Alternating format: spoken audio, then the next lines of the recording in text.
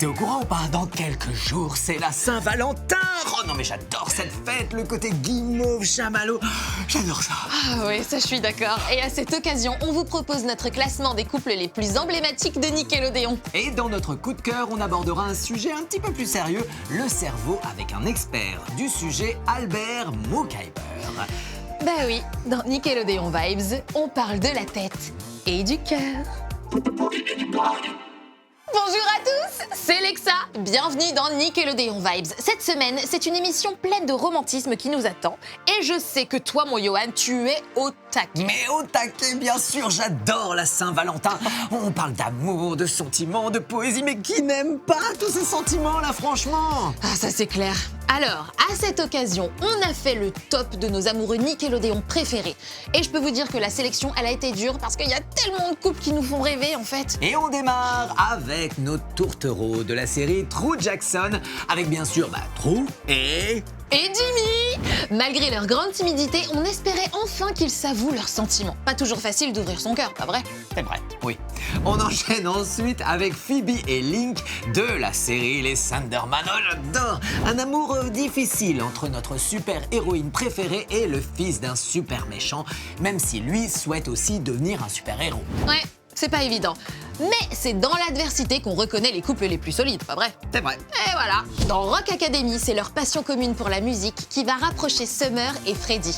Avec toute leur maladresse, moi je les trouve trop adorables. C'est sûr que ces deux mélomanes se sont bien trouvés, hein. On les adore. Un couple qui n'a pas besoin de se chercher, c'est celui formé par Laurie et Bobby dans Bienvenue chez les Loud. On peut les appeler les Lobby ou les Bory tellement ils sont fusionnels, hein, non? C'est vrai? Ouais, c'est clair.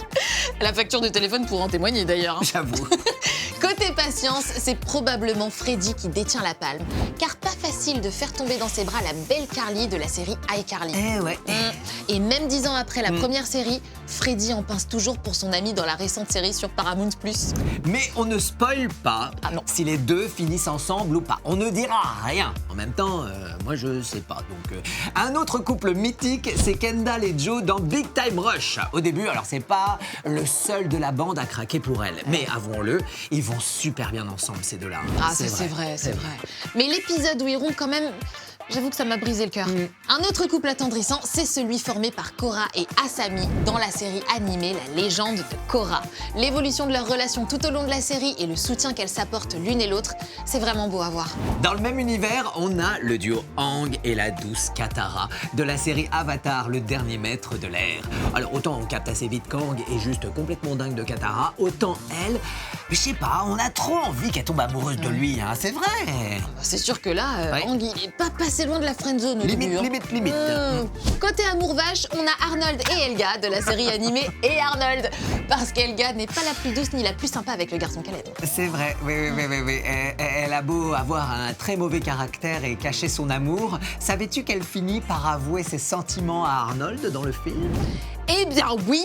Ah, bah oui, ils sortent ouais. ensemble en cachette pour protéger la réputation de dur à cuire d'Helga. Il y avait que ça à faire. Hein. Oh mais franchement, je suis trop contente pour elle, parce qu'ils sont trop choux. Mais notre couple VIP, celui qu'on kiffe par-dessus tout, c'est Jade et Beck de Victorious. Alors ok, leur relation, c'est pas la plus simple ni la plus facile, avec leur caractère bien affirmé, un peu je t'aime moi non plus et beaucoup de disputes, mais c'est plus fort que nous, on les kiffe et soyons honnêtes, Jade est le meilleur perso de la série. Ah ouais, non, meilleur, ça, best. Comme quoi, le cœur a ses raisons que la raison ignore. Et à propos de raison, on va s'intéresser dans notre coup de cœur à l'organe le plus complexe du corps humain, le cerveau. Allez, c'est parti.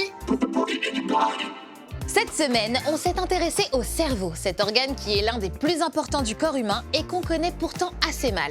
Alors, pour nous aider à y voir un peu plus clair, Johan a eu la chance de discuter avec Albert Moukaiber. C'est par ici. Bonjour Albert et merci de répondre à nos questions pour Nickelodeon Vibes. Alors les amis, Albert, c'est un expert du cerveau. Alors ça me passionne complètement. J'ai des milliers de questions. D'accord, j'en ferai pas des milliers. Alors Albert, déjà, à quel âge tu as commencé à t'intéresser au fonctionnement du cerveau? Je dirais plus tard que mes collègues, vers peut-être 21, 22 ans. Un truc par là. Avant, je m'intéressais beaucoup à l'informatique. J'étais un peu geek, on va dire. J'ai essayé quelques études d'informatique. C'est bizarre, quand c'était devenu un peu une sorte de taf, j'aimais plus du tout ça. Et après, je me suis intéressé à la psychologie. Et de la psychologie, je voulais comprendre la biologie derrière et donc le cerveau. Ah ouais, 21, 22, 23 ans, un truc par là. Alors pour écrire le livre Le cerveau de la collection Pas bête que tu as coécrit avec Raphaël Martin et qui est illustré par Pascal Lemaître, vous vous êtes basé sur des questions d'enfants, ce que je trouve absolument génial. Mais quelle est la question la plus récurrente posée par les enfants ? Alors c'est intéressant parce que je fais aussi beaucoup de conférences pour les adultes et les adultes, les questions sont très similaires. Mais parfois je fais des conférences pour enfants. J'en ai fait une dans un théâtre pour enfants qui s'appelle Amstramgram à Genève. Et je ne sais pas si c'est la question la plus commune, mais en tout cas la question qui m'a le plus surpris au public, c'est un enfant qui m'a demandé comment est-ce que je peux être sûr que je ne suis pas en train de rêver là maintenant, que je suis dans le réel et pas dans mon rêve. Et c'est une question philosophique, je travaille depuis très très longtemps. J'ai trouvé ça vraiment super. Donc c'est peut-être pas la question la plus commune, mais c'est la question qui m'a le plus fait réfléchir après coup. La preuve, c'est que j'y pense encore aujourd'hui, alors que ça fait 2-3 ans que j'ai fait cette conf. Et parmi toutes les idées reçues sur le cerveau, laquelle est la plus tenace ? Je dirais qu'on a des zones dans notre cerveau qui font des trucs. Genre on a une zone pour la créativité, une zone pour le langage, etc. Alors que notre cerveau fonctionne de manière beaucoup plus distribuée. Et peut-être la deuxième, qu'on n'utilise que 10% de notre cerveau. C'est pas vrai, on utilise tout notre cerveau, juste pas tout en même temps. Parce que sinon, c'est un peu comme si on prend un piano et on tape sur toutes les touches en même temps. Ça marche pas très bien.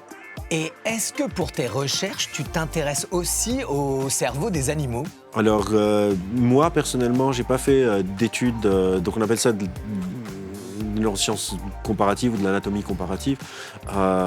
Moi, j'ai pas fait ça. Par contre, une grande partie des articles sur lesquels je me base pour comprendre mieux notre fonctionnement est issue du cerveau d'autres animaux. On utilise beaucoup, comme tout le monde le sait, les rats, les souris, aussi des grands singes. La majorité, c'est quelque chose de très très important, même si je pense qu'il faut tout le temps garder en tête les considérations éthiques pour le respect des autres êtres sentients sur la planète.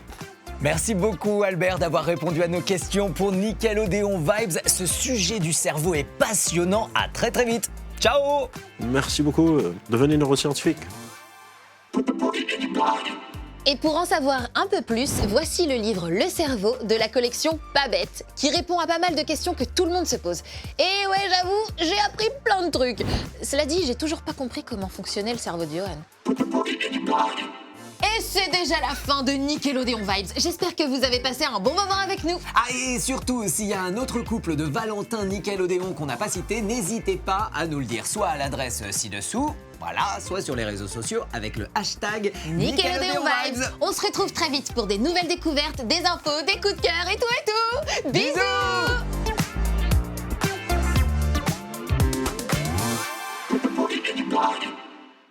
Quand on est amoureux, est-ce que les cerveaux sont amoureux entre... Oh, mais attends! Mais si on s'appelle Valentin, du coup, le jour de la Saint-Valentin, c'est ta fête et c'est la fête des amoureux en même temps. Donc c'est une double fête! Mais t'as raison. Waouh, la chance! Ah non, ils ont trop de chance. C'est quoi ton deuxième prénom à toi ?